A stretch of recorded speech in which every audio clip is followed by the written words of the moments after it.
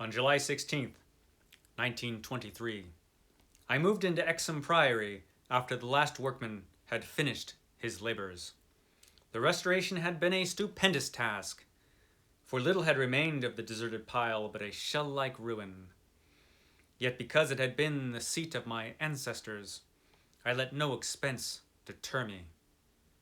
The place had not been inhabited since the reign of James I, when a tragedy of intensely hideous, though largely unexplained nature, had struck down the master, 5 of his children, and several servants, and driven forth under a cloud of suspicion and terror the 3rd son, my lineal progenitor, and the only survivor of the abhorred line. With the sole heir denounced as a murderer, the estate reverted to the crown, nor had the accused man made any attempt to exculpate himself or regain his property.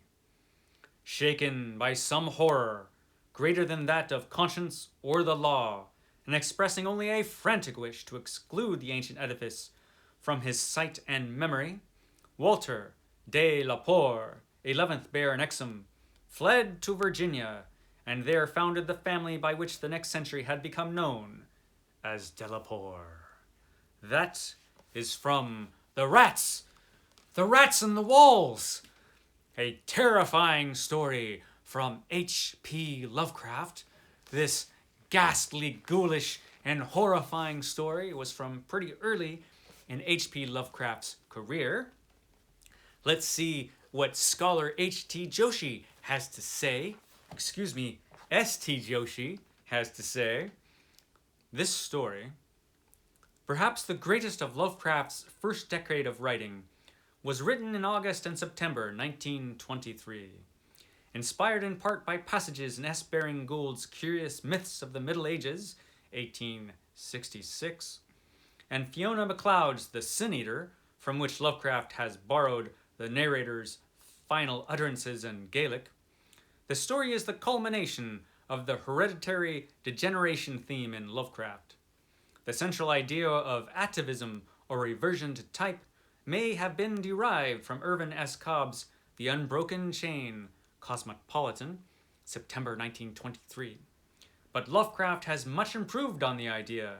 Lovecraft submitted the tale to the Argosy, but it was rejected as being too horrible.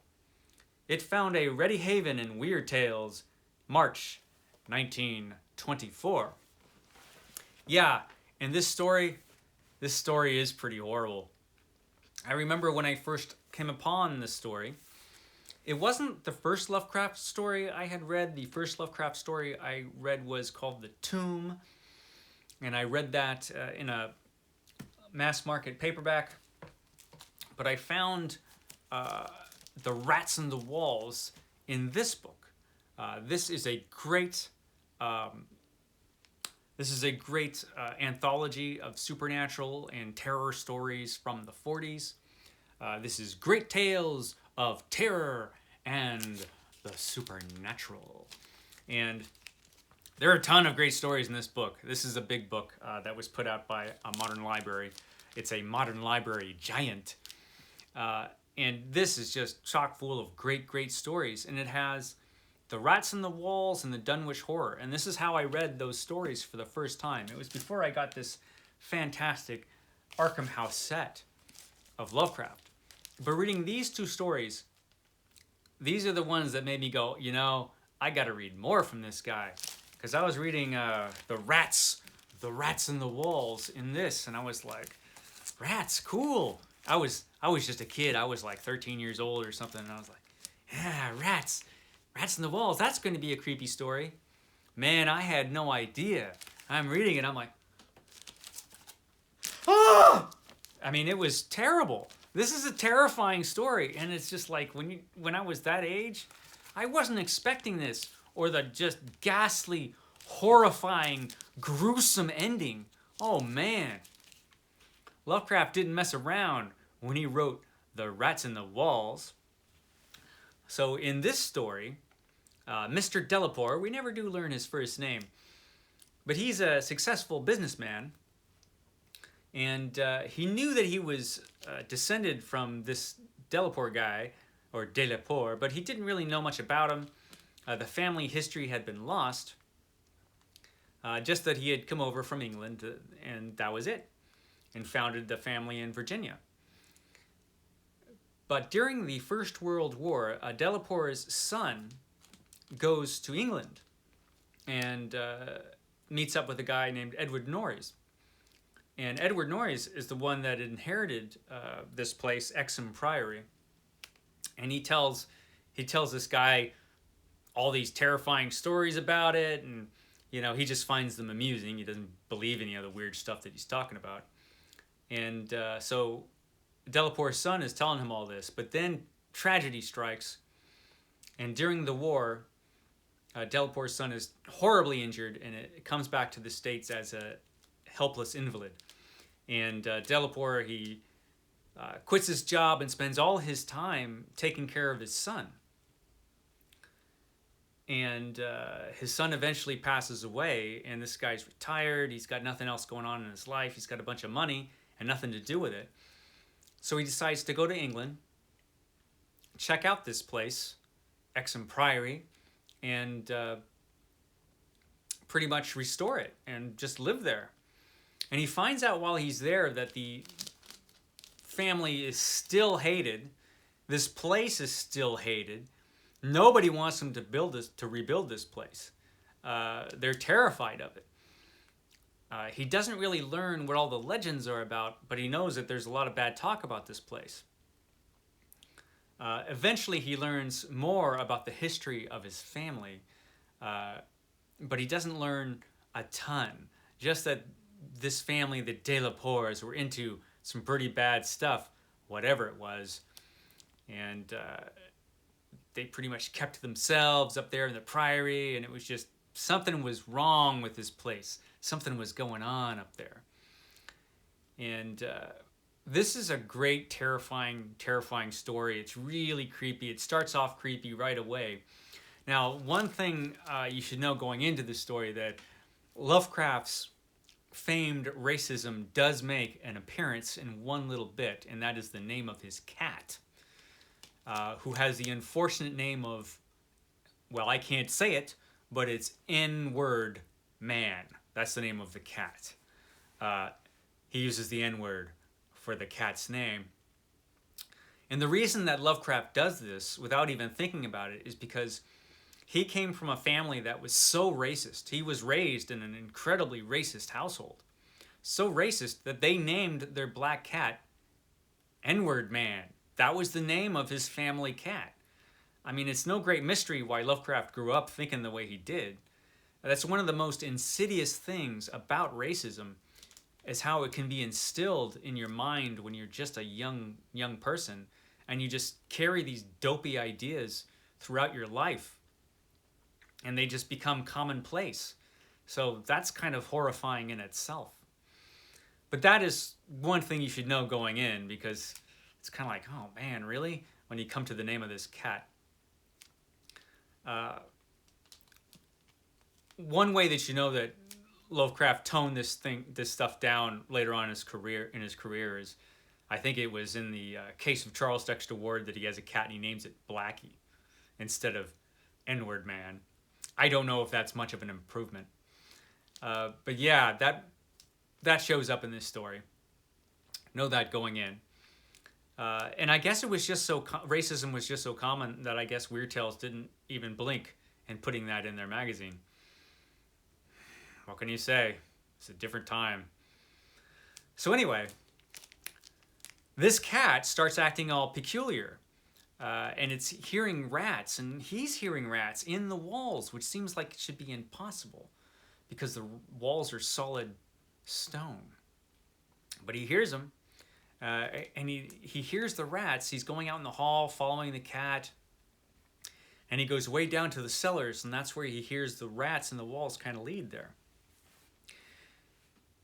And so nobody else can hear these rats, by the way. So there's something going on in this cellar, he discovers. So him and his new friend, Edward Norreys, whom he had bought the priory from, spend some time in the cellar.